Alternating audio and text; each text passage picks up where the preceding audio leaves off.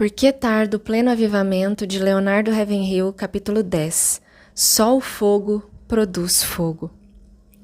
Quem quiser ter uma vida de oração precisa ser de aço, pois será atacado por Satanás antes mesmo de começar a tentar atacar o reino dele.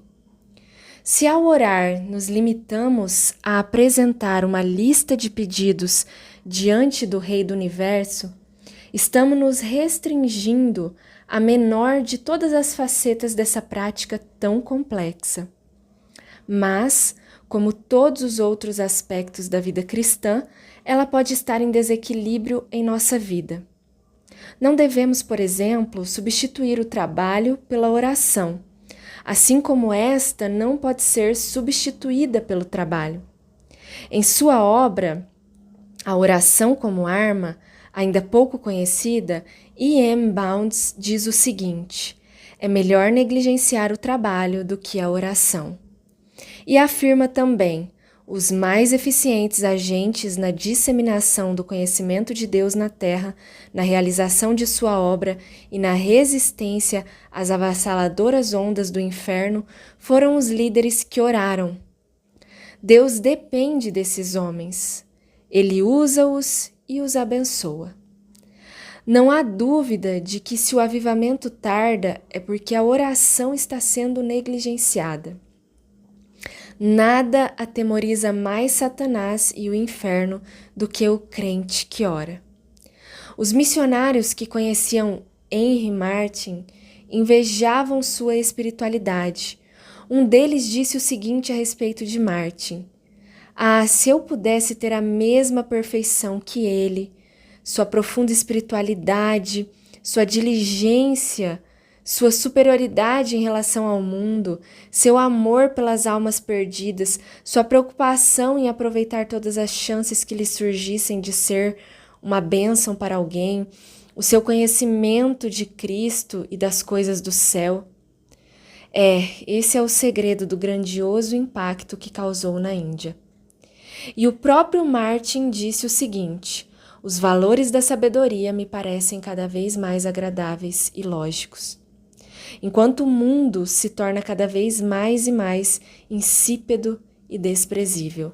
E ainda, o que mais lamento é minha falta de poder e de fervor na oração em secreto, principalmente quando intercedo pelos incrédulos. Meu fervor espiritual não aumenta na mesma proporção em que cresce o meu conhecimento. Será que alguém aí pode atirar em Henry Martyn a primeira pedra? Não é verdade que todos nós podemos dizer que nos falta ardor na intercessão? Pela sua própria natureza, o fogo só é produzido por fogo. Se houver perto dele uma substância combustível, o fogo só propagará o mesmo elemento, fogo. Vede como uma fagulha põe em brasas tão grande selva. Tiago 3,5. Uma chama de fogo nunca poderá produzir gelo. Assim também o diabo nunca produzirá homens santos. Pastores que não oram nunca poderão reproduzir guerreiros da intercessão. E, no entanto, uma fagulha que escape de uma bigorna pode incendiar toda uma cidade. Com uma vela só pode ser acesas 10.000. A partir da vida de oração de David Brainerd, levou a iluminar outros brilhantes astros ao firmamento do evangelismo, como William Carey, Payson e outros. William Carey leu a história de Brainerd e como que um dínamo começou a girar no coração desse jovem ganhador de almas, levando-o por fim à Índia. E foi na chama da mesma alma que Deus acendeu a vela do coração de Edward Payson. Através da leitura do diário do missionário entre os índios, que na ocasião sofria dores fortíssimas e se vestia de roupas de couro, Payson, então com 20 anos, recebeu inspiração para dedicar-se à oração, e o fez de tal forma que quase eclipsou o testemunho do próprio Brainerd. E para citar mais uma alma irmã da de Brainerd, Outro destaque na oração, que faleceu com a avançada idade de 29 anos, mencionaremos Robert Murray McCheyne. Esse gigante de oração sentiu-se atraído para a maior de todas as tarefas a que a alma humana pode se dedicar, quando leu a respeito de Brainerd. E outro grande homem de Deus que se inspirou na vida de Brainerd foi Jonathan Edwards. Ele testemunhou o avanço da tuberculose a consumir o organismo de Brainerd, enquanto Jerusa, a filha dele e noiva de Brainerd, chorava. Mais tarde, Edwards escreveu: "Dou graças a Deus, porque pela sua providência Brainerd morreu em minha casa, pois assim eu pude ouvir as suas orações, presenciar a sua dedicação e me sentir edificado pelo exemplo dele." Na mesma época em que David Brainerd estava morrendo, John Wesley se encontrava no ápice de sua carreira espiritual. Ouçamos o que ele disse numa convenção de sua igreja na Inglaterra. Lembremos que já mencionei uma situação do Dr. Sangster numa outra convenção na igreja metodista. Disse Wesley: "O que poderemos fazer para reavivar a obra do Senhor nos locais onde ela está em declínio?"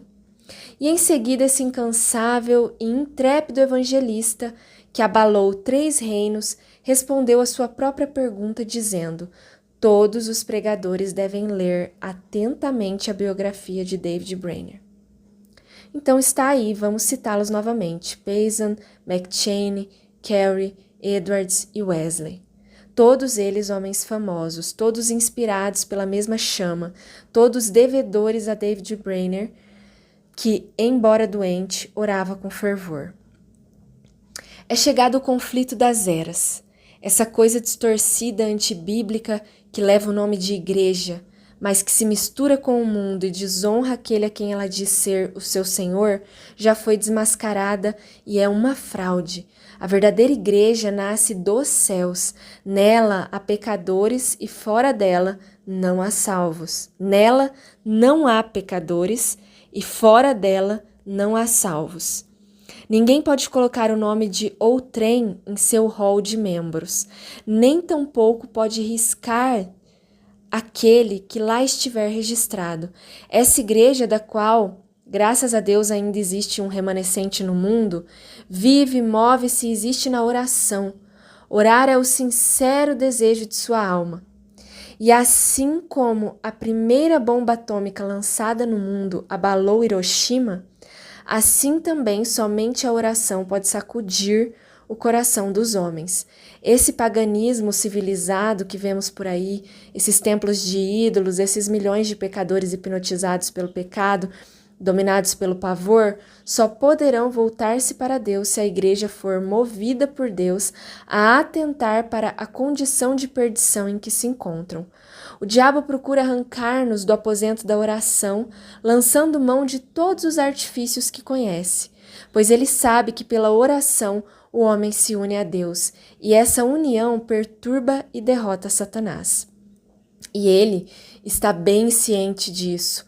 Portanto, se ele conseguir nos afastar da oração, nossa mente será dominada por interesses legítimos ou por questões importantes para nós. É aí então que precisamos apelar para o nosso principal defensor, o sangue de Cristo. Outra maneira de se resolver o problema da divagação do pensamento é orar em voz alta ou murmurar algumas palavras, mesmo que em tom baixo. Depois de conseguir domínio sobre Satanás, nosso trunfo seguinte se encontra nas preciosas e muito grandes promessas de Deus. Firmados nelas, nos achamos pisando numa base de concreto espiritual. Por elas, temos acesso ao céu. Por elas, Deus se compromete a abençoar-nos e mostra-se desejoso de ouvir nossas petições, com as quais o honramos por nossa fé. Por elas, travamos uma batalha espiritual não com Deus, mas contra os principados e potestades, pois Satanás, como qualquer outro ser, também não gosta de perder. E o tesouro deles são vidas humanas, todos aqueles que se encontram fora do poder regenerador do Espírito Santo. Incrédulos, condenados, desobedientes, embriagados, doentes, religiosos, jovens ou velhos, estão debaixo do domínio dele, embora o grau de domínio que ele exerce varie bastante de um para o outro. E o principal alvo de seus dardos inflamados são os salvos, nos diversos níveis da escala espiritual. Mas, com o escudo da fé, poderemos apagá-los e, graças a Deus, sair desse embate incólumes. A oração não é nossa arma de defesa, é o escudo da fé que utilizamos para isso. A oração é nossa arma secreta, e parece que ela é secreta mesmo para muitos dos filhos de Deus. Na verdade, apesar de tudo que já lemos, quem pode dizer que sabe muita coisa sobre essa importante prática que é a oração? Mas não é pela oração que derrotamos Satanás, Cristo já o derrotou há 2000 anos. Todavia o diabo nos engana e nos desafia, e muitas vezes aceitamos suas ameaças e nos esquecemos da suprema grandeza do seu poder para com os que cremos. Efésios 1:19. Jesus, aquele que orou como nenhum outro, diz: Eis aí, vos dei autoridade sobre todo o poder do inimigo. Lucas 10:19. Essa é nossa vitória. Na oração, a alma é liberada. A verdadeira oração consome muito tempo. Nos primeiros estágios, temos a impressão de que o relógio está arrastando, mas depois, quando nos acostumamos mais com essa santa prática, o tempo voa. A oração torna a nossa alma mais sensível. Observe que nunca oramos pelas pessoas de quem falamos mal e nunca falamos mal daqueles por quem oramos. A intercessão é um poderoso detergente. Estou bem ciente de que o grande purificador da alma é o sangue de Cristo, mas é quando estamos em oração que, se tivermos algum pecado, ele opera uma purificação eficaz por meio do Espírito. Satanás não se importa se aumentarmos o nosso conhecimento da palavra de Deus, desde que não nos dediquemos à oração, o que nos impulsionaria a pôr em prática as instruções que recebemos pela leitura da palavra. De que vale um conhecimento profundo se o nosso coração não tem profundidade espiritual? De que adianta termos uma boa posição perante os homens se não a temos diante de Deus? De que vale a higiene do corpo se nossa mente e espírito estão sujos? De que adianta possuirmos uma fachada de religiosidade se nosso coração é carnal? Por que nos orgulharemos de força física, por exemplo, se espiritualmente somos fracos? De que vale a riqueza do mundo se vivemos em pobreza espiritual? Que prazer pode ter na popularidade social aquele que é desconhecido no inferno? Pois a oração conserta todos esses desajustes espirituais. Aquele que não deseja ser envolvido por esse falso conceito de espiritualidade dos nossos dias precisa fortalecer-se mediante uma comunhão mais íntima com Deus e adotar uma mentalidade mais calma e mais de acordo com os padrões celestiais. Quem deseja possuir a riqueza espiritual e quer ser ouvido por Deus, certamente experimentará muita solidão e comerá o pão da amargura. Ele pode receber ou não muita oposição social e familiar, mas uma coisa é certa: terá muito conflito interior, buscará o recolhimento que pode gerar mal-entendidos e é possível que até os melhores amigos se afastem. Quando duas pessoas se amam, gostam de ficar a sós uma com a outra, e em solidão é que se gozam os momentos de maior enlevo espiritual. É como bem expressou um poeta: ouvi um chamado, vem, segue-me, e foi só isso. Aí as alegrias terrenas perderam seu fascínio, e minha alma o seguiu. Levantei-me e segui-o, e foi só. Não queres também segui-lo, se o ouvires chamando? Citações. Será que um marinheiro ficaria parado se ouvisse o clamor de um náufrago? Será que um médico permaneceria sentado comodamente, deixando seus pacientes morrerem? Será que um bombeiro, ao saber que alguém está perecendo no fogo, ficaria parado e não iria prestar-lhe socorro? E você conseguiria ficar à vontade em Sião, vendo o mundo ao seu redor ser condenado? Leonardo Ravenhill. Dá-me o tipo de amor que segue à frente de todos, a fé que não desanima, a esperança que não morre mesmo sofrendo decepções, o fervor que arde como fogo, que eu nunca fique estagnado como um torrão no chão. Torna-me teu combustível, ó chama divina. M. Wilson Carmichael. Na qual resplandeceis como luzeiros do mundo, preservando a palavra da vida. Filipenses 2, 15 e 16. Vós sois a luz do mundo. Mateus 5, 14.